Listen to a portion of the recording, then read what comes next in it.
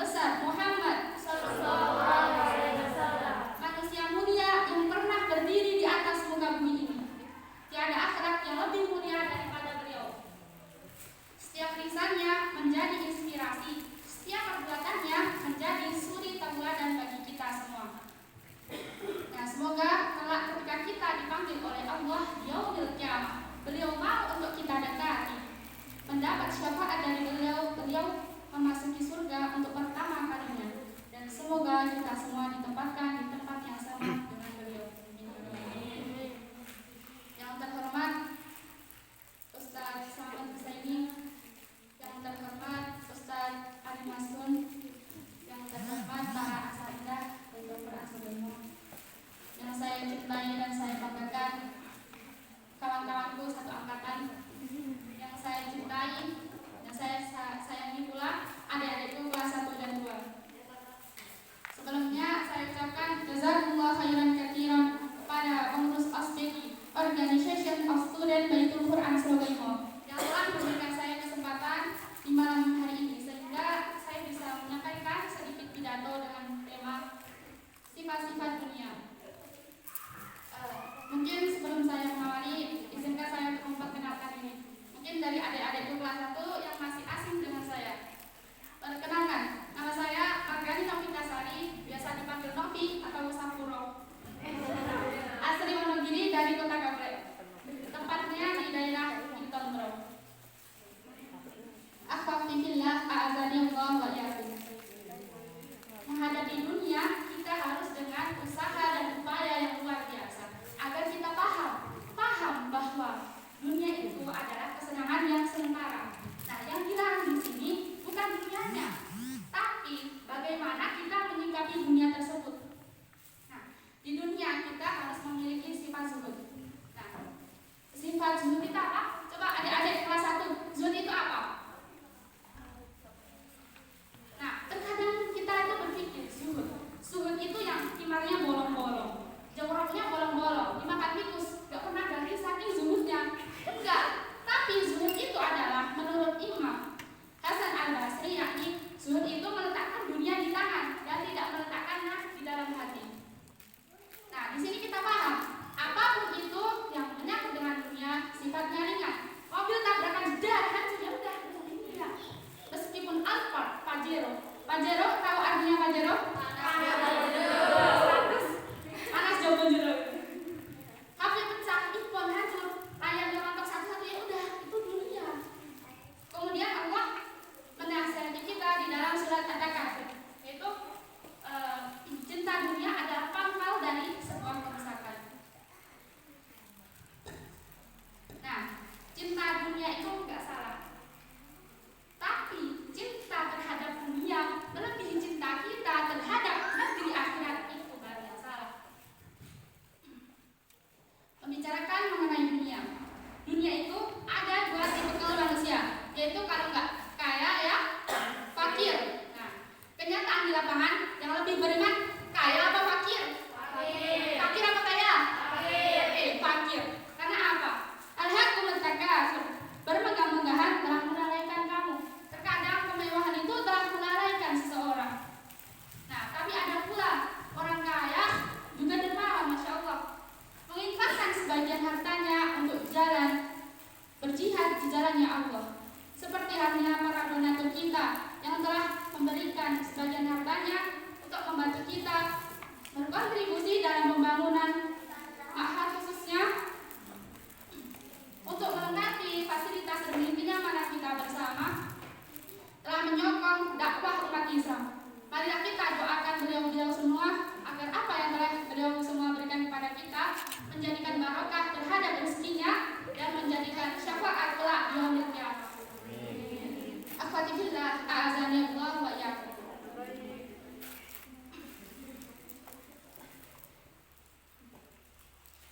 Konsep bahagianya orang kafir itu sederhana. Makan di warteg aja udah seneng. Lah kalau orang yang kaya, kudu semua restoran disebutin dulu. Mau kemana?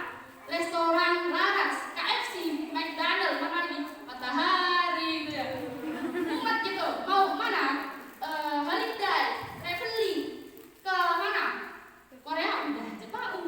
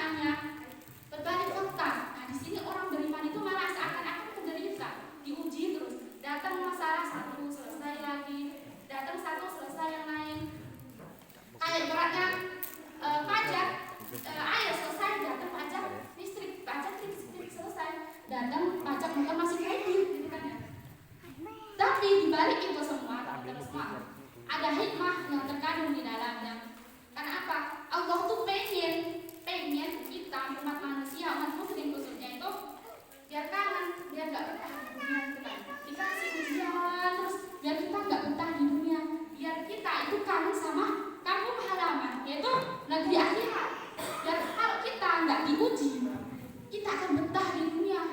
Udah betah di dunia, lupa sama kampung halaman. Lupa mudik gitu kan. Alhamdulillah, dunia itu adalah panggung sandiwara. Kita manusia adalah pelakonnya. Nah, sungguh naif kita sebagai pelakon, tapi nggak tahu sifat-sifat dunia. Nah, kita di dunia itu harus menyiapkan semua amalan yang kita lakukan dengan mencari ridhonya Allah. Seperti halnya mondok harus diniatkan karena Allah, bukan karena hanya sekedar cari temen, pindah rumah yang mungkin di rumah sering diomelin uminya. Aku capek diomelin dulu, aku pengen mondok, akhirnya menjadikan mondok itu pelampiasan. Ada yang kayak gitu? Mungkin ada. Jangan ada ya. Semoga niatnya lurus mencari ridhonya Allah semua. Amin. Nah, biasanya yang niatnya udah lurus, ya udah greget, emang semangat pengen mencari ridhonya Allah, pasti di pondok apapun suka juga susah senangnya di pondok akan diterima lapang dada. Tapi kalau yang niatnya masih amatiran, masih oleng gitu kan ya, ada masih suka ngeluh. Ini kok lauknya ini terus kan ya, helm terus, oseng helm terus. Ini masakan asin banget, mau nikah ini orang ya. Nah, kayak gitu. Nah, saya tegaskan, saya beri pin. Kalau antuna cuma mau cari makanan enak, maaf, ini mahal pondok pesantren, bukan restoran. Yang kalian bebas milih makanan, ayam panggang, ayam bakar, apalagi ayam goreng, ayam rebus, ayam godok gitu kan. Enggak, ini pondok pesantren, tempat untuk mengolah manusia mulia menjadi orang-orang istimewa yang siap terjun di masyarakat, pencahaya umat, solusi di tengah umat. Bukan hanya mencetak generasi yang cerdas, tapi juga generasi Qur'ani, berwawasan masa depan, berakidah shalihah, berakhlakul karimah, berilmu amaliyah. #visi Baitul Quran sallallahu. Takbir. Allah. Takbir. Allah. Takbir. Allah. Akhwati fillah, azani Allah wa iyyakum. Ibadah yang hakikat, amalan yang hakikatnya itu ibadah, berpahala. Tapi kalau kita nggak niatin karena Allah, nggak karena mencari ridhonya Allah, maka nggak akan dinilai ibadah sama Allah. Sia-sia. Hafal Quran cuma cari beasiswa, sia-sia Pak, nggak dapat pahala apa-apa. Tapi amalan yang itu nggak berpahala, tapi kalau kita niatin karena mencari ridhonya Allah, maka akan dinilai pahala oleh Allah. Contohnya, makan berpahala nggak? Hakikat, kalau dipikir logika, makan itu berpahala nggak? Ibadah nggak? Enggak. Makan itu bukan ibadah. Tapi kalau kita niatkan karena mencari ridhonya Allah, ya Allah, aku pengen makan. Semoga dengan makan ini bisa menegakkan tulang punggungku. Aku bisa bersemangat ketika bermunajat kepadamu, berdiri ketika malam, bersujud dalam-dalam. Di dalam dinginnya malam, dinginnya suasana. Dan semoga aku bisa mengingatmu di setiap kala dan waktu. Maka akan dinilai pahala oleh Allah. Nyapu itu bukan pahala. Tapi kawan-kawan, nyapu itu bisa jadi pahala kalau kita niatin karena Allah. Ya Allah, pengen nyapu nih, biar kalau udah selesai bersih, aku jadi semangat ngafalnya, jadi semangat ibadahnya. Nah, kurang lebih seperti itu. Maka itu kuncinya jaga niat. Nah, terkadang niat kita itu mudah tergoyahkan kawan-kawan. Di pondok itu biasanya ada futur-futur gitu kan. Nah, kalau futur kita kembalikan niat kita awal. Apa tujuan kita datang ke pondok? Seperti kemarin kalau masih ingat di papan tulis dituliskan apa tujuan kalian datang ke Baitul Quran. Apa tujuan kalian datang ke BQ? Siapa? Mbak Tia, tujuannya ke BQ apa?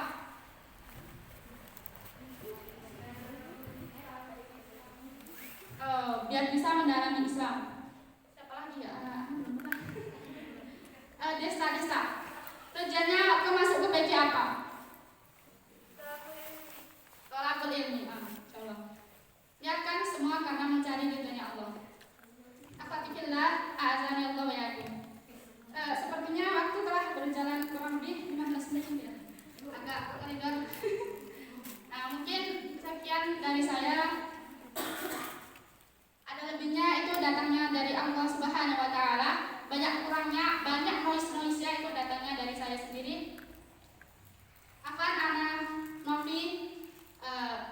berani berbincang mengenai dunia yang pada hakikatnya saya sendiri masih seringkali menoleh pada dunia. Tapi semoga kita semua menjadi umat yang senantiasa mengejar negeri akhirat dan dilindungi Allah dari melihat gemerlapnya dunia. Doakan saya istiqomah menasihati diri sendiri, jalan kaki tidak keki, naik angkot tidak sewa, naik Garuda tidak jumawa. Akhiru dawana wa jazakumullah khairan katsiran. Billahi taufiq wal hidayah wa ridha wal inayah. Wassalamualaikum warahmatullahi wabarakatuh.